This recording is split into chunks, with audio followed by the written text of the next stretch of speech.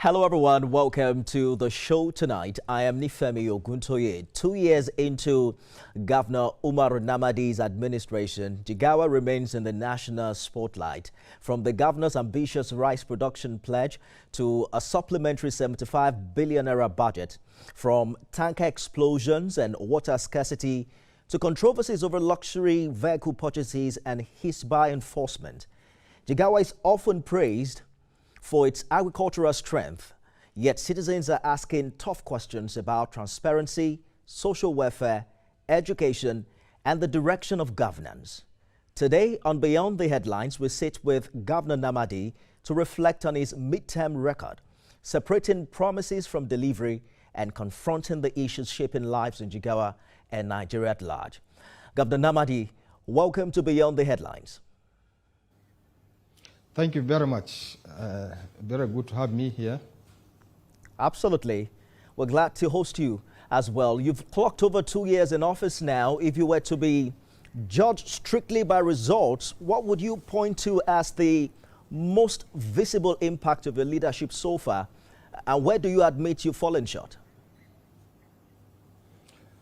Well, 2 years from now, backward, I think it's a journey of progress and also a lot of issues that has to be contended with. In fact, we have taken, when we came in with a 12-point agenda, and this 12-point agenda deals with almost every sector that has to do with the development and progress of Jigawa State. And the 12-point agenda, the major stake is creating a greater Jigawa. And that is the journey we have embarked for the last 2 years. Looking back 2 years, I think we have every reason to thank God for what we have achieved in Jigawa State, both in the areas of economic activities, in the areas of human capital development, in the areas of infrastructure, and so many other things. If we can go, like if we take economic activities, agriculture is the mainstay of the Jigawa State economy. And so far, so good. Alhamdulillah, we have done so much in agriculture. The issue we have started with in agriculture, we try as much as possible to have an agricultural policy that will guide the operation of the government. And that agricultural policy we have been following consistently to ensure that we have achieved what we want to achieve. So far, so good. We have tried as much as possible to see how we can supply input to the farmers. And this we have done, and not only supplying the input, but also ensuring that this input reach to the targeted population, which is up, from the state up to the polling unit level. This we have done in the first attempt intervention we have done, and we have seen that that has helped to improve productivity. Indeed. Now we have to go ahead again and see how we can expand irrigation facilities to introduce irrigation, because Jigawa State is a pollutant-free state where every year in, year out there's, but we thank God for the last 2 years. I think we have we are able to get control over it by the grace of God. So so we feel that we need to introduce irrigation, and then we, especially in the upland areas, we try as much as possible to bring in industrial borehole that will help us drive irrigation. And that has really helped to also bring in more land into productions. Again, we feel that, okay, irrigation, 70% of farming now goes is from irrigation. That is from dry season farming. So we try as much as possible also to see how we can expand. We have about 10 dams that are moribund in Jigawa State. We try as much as possible to see how we can improve those 10 dams. And by improving those standards, about 4,500 hectares will be brought into production. And that is a very good achievement again. Now, also, we try as much as possible the Hadeja Valley, where we have about 28,000 hectares. The last administration of Muhammad Buhari has helped us to do 6,000 hectares for us. And the present administration also promised to do another 6,000 hectares for us. Also, we in collaboration with the Nigeria Agricultural Development Fund, now they have given a feasibility studies for another 6,000 hectares. That feasibility study will be able to invite private sector to come in. So with this, we will be able to bring in more land into production and expand the production in agriculture. Again, allow me to jump in. Yep. I just wanted you to highlight the most important, because if you keep going, you're probably going to exhaust all the time, because I believe that you must have done quite a lot in the past 2 years.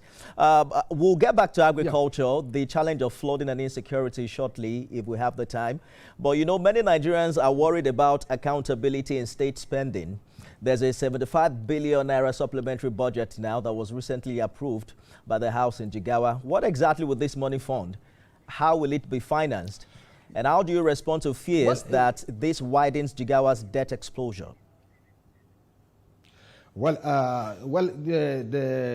we have done a budget of 698 billion, and then today again we have done another 75 billion. The 75 billion is made of 58 billion for the state and 17 billion for the local government. So virtually that is what it is. And this supplementary budget comes as a result of extra revenue that comes into the corpus of government, and that need to be appropriated. That is part of the transparency activity, because every spending, every expenditure must be appropriated. And that is why we have taken the supplementary budget. And the last time we have done the budget, this supplementary budget, about 77% of the budget is on capital. So only about 23 is recurrent expenditure. So this is to show how transparent the government is. And because of the transparency, that is why we are taking, appropriating the additional revenue, and we are taking it to the State House of Assembly. Our budget is a more transparent budget we are doing, and that is why our program for citizen engagement that we go to each local government, in addition to giving our scorecard for the last 2 years to the people, to the electorate, and we also have had an opportunity to collect input from them, what they need to be done in their respective places. And that forms the part of the budget of the next year. And that is why our budget has been a very citizen budget, and it is very, very transparent, and all activities in the government is done, whatever expenditure is incurred beyond the threshold of the governor is taken to the Executive Council. The Executive will deliberate, and after all the due process, everything will have to do. Anything missing out of the due process, the Executive Council will not approve. So the government is so transparent in all its activities in terms of purchase, procurement, in everything. We are so transparent, and then that is why we are doing. And talking that is why about, the guys say we don't have anything like Your Excellency, we don't have anything like. Talking about transparency and accountability, you've been criticized by the PDP for reportedly acquiring luxury vehicles for your convoy and political office holders at a time when many citizens are struggling with inflation and poverty. What do you make of this criticism? Well, you see, that is the problem. When I came in as a governor, I didn't buy even a vehicle.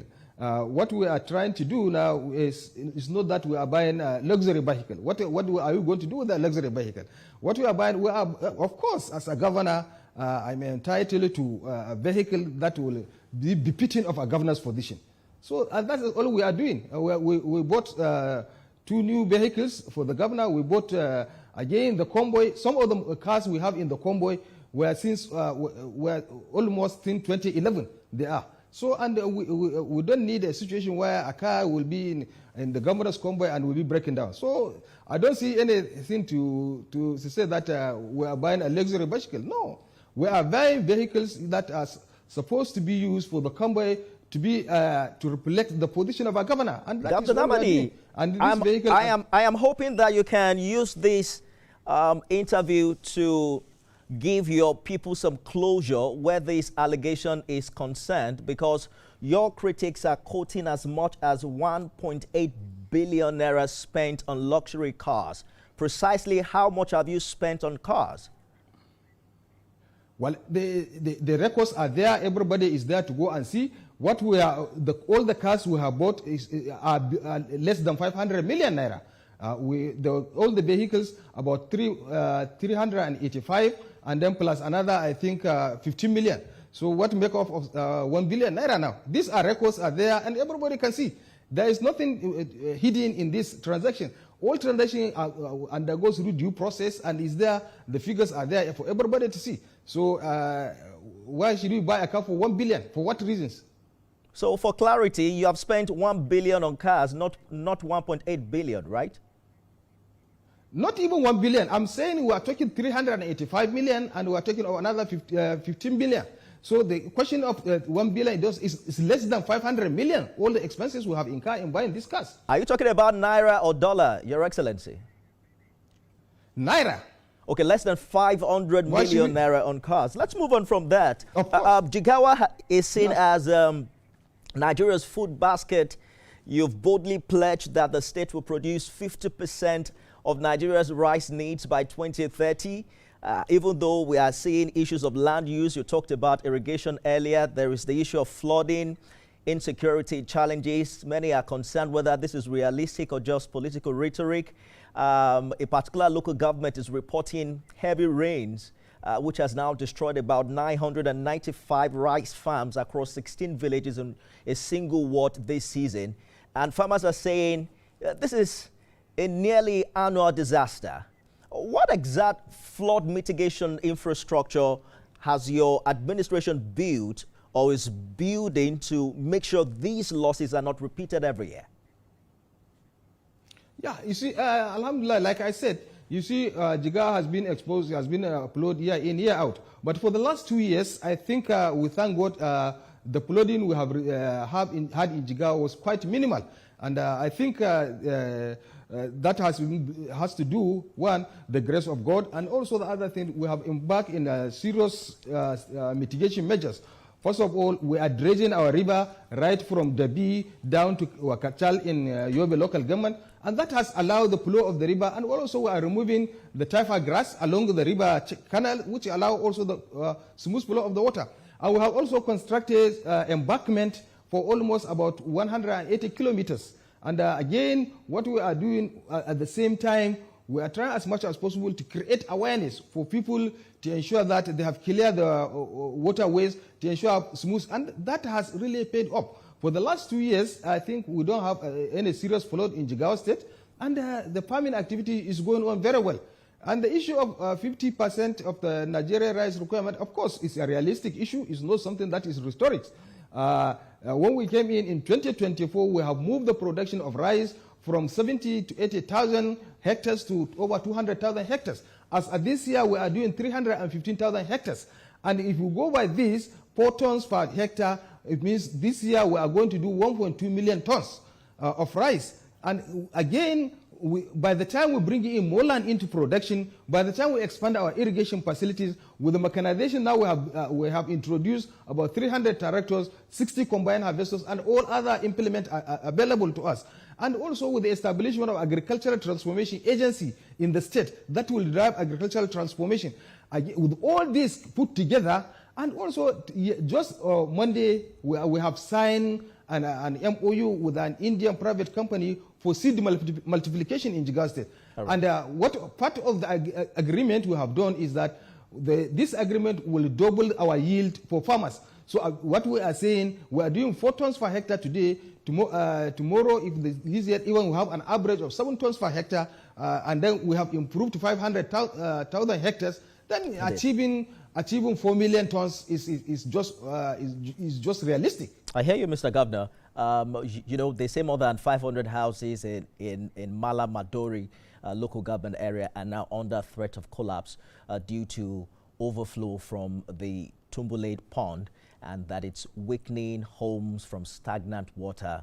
We'd like to find out what the immediate relief is that government is offering to these families, and if there are also long-term solutions. But that will be right after this break. Stay with us, everyone. Governor Namadi, thank you for staying with us on the program. Let's turn our attention to education, because you have mentioned that you'd rather build mega schools than flyovers.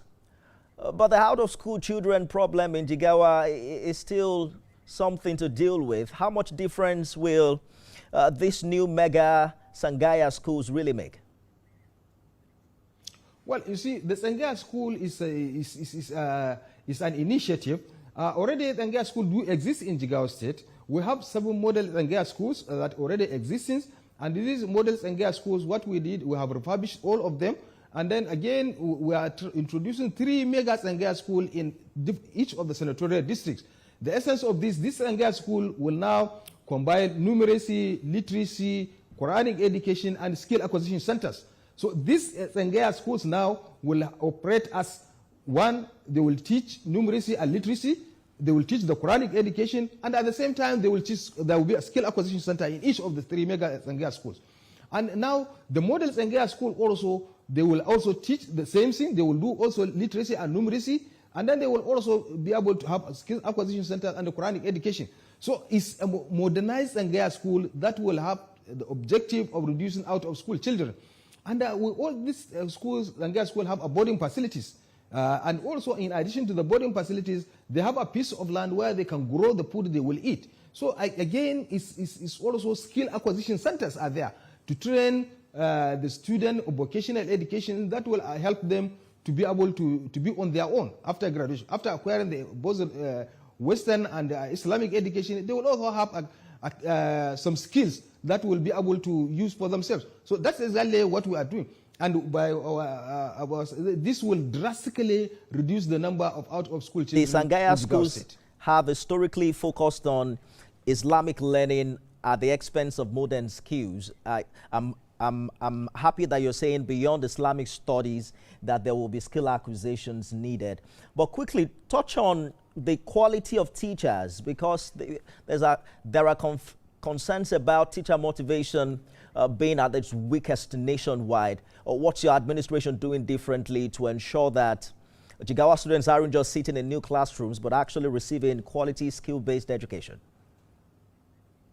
Well, you see, in terms of quality of teachers, I think in Jigawa State, first of all, when we came in, at least we employed almost close to 8,000 teachers at the education sector level.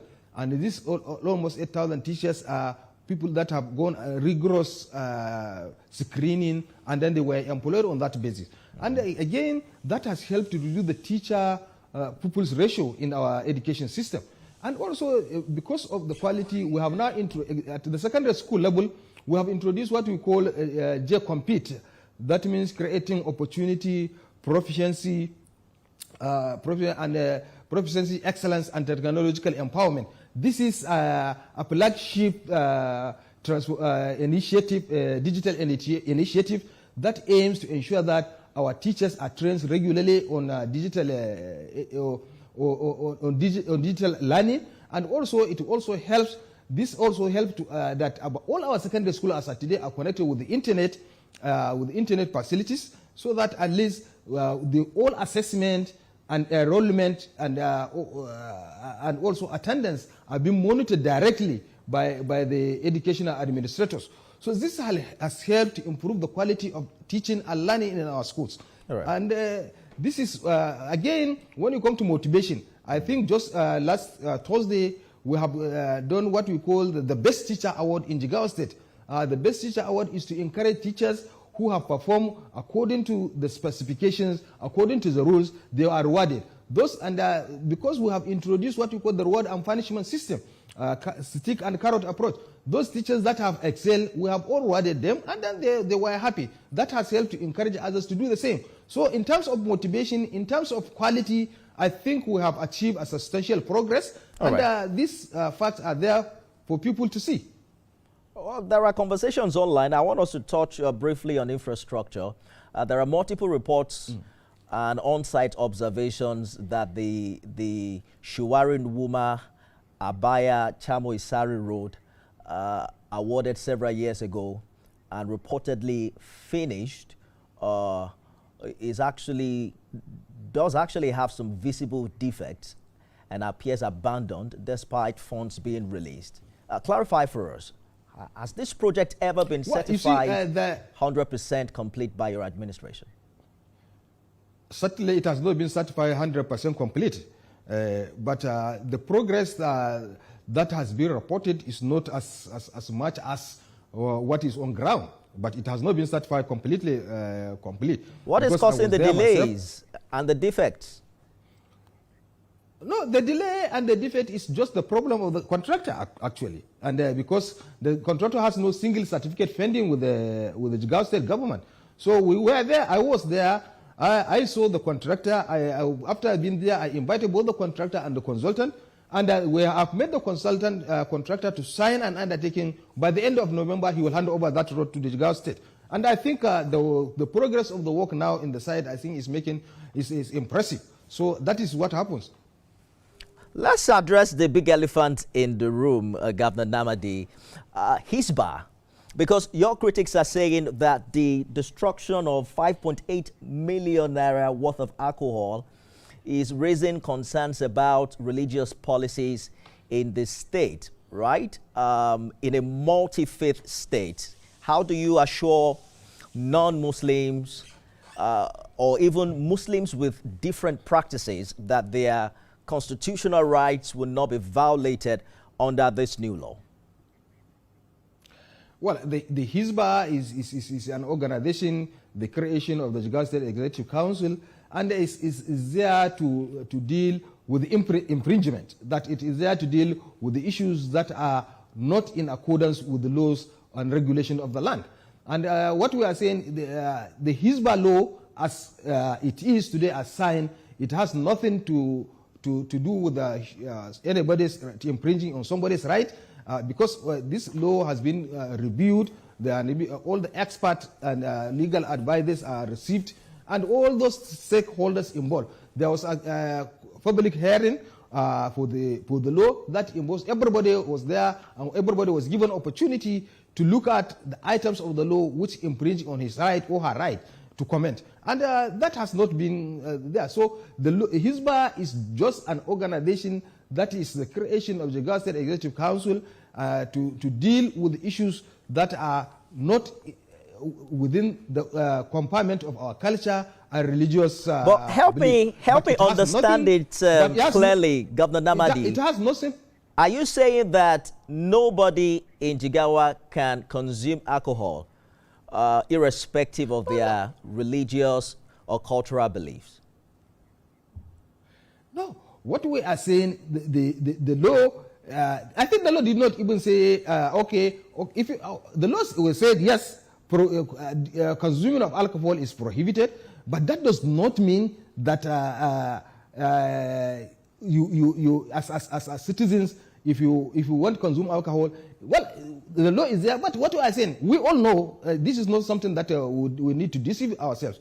The question is, consumption of alcohol in public places is prohibited by the law. Okay, you can drink it in your house, but if you drink it publicly, it is an offense. What I'm saying is, what the law is saying, you cannot consume, you come to beer parlor, sit down and beer parlor and drink alcohol. No, that is prohibited. Certainly, that is prohibited. Irrespective of whether you are a Muslim or not, you cannot consume alcohol publicly, but you can do that within the confines of your home, right?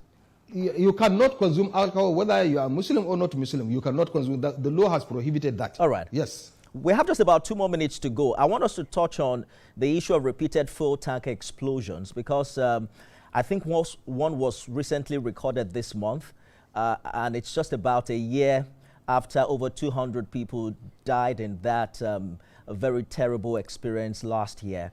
Beyond condolence messages, what concrete safety regulations or enforcement are you implementing to prevent further tragedies? Well, you see, the issue of tanker explosion, yes, is an issue that we as a government, and also I think I want to also use this opportunity to thank His Excellency, the President of the Federal Republic of Nigeria, President Bola Ahmed Tinubu, because of the decisive action he has taken. So already he has given instructions that the Road and Transport Authority, should immediately find a way of controlling the issue of tanker explosion in this country. And I think that is in progress, and issues are coming. Also at our own local level, we have done as much as possible to ensure that this issue did not occur again.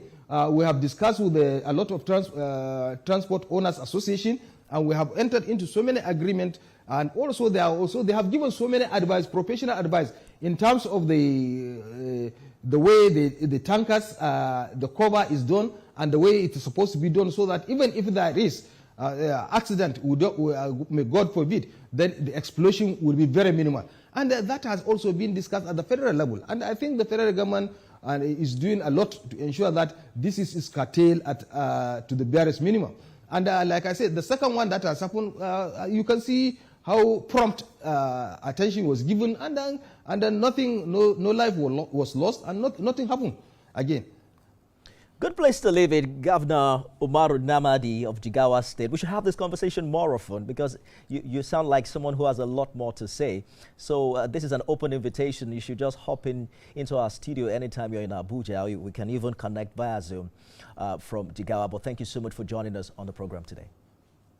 Thank you so much for having me, and I think it has been a nice time. Thank you. Indeed. Good place to leave it, everyone. Remember, you can watch this conversation again at midnight and 6 a.m. tomorrow. I am Nifemi Oguntoye.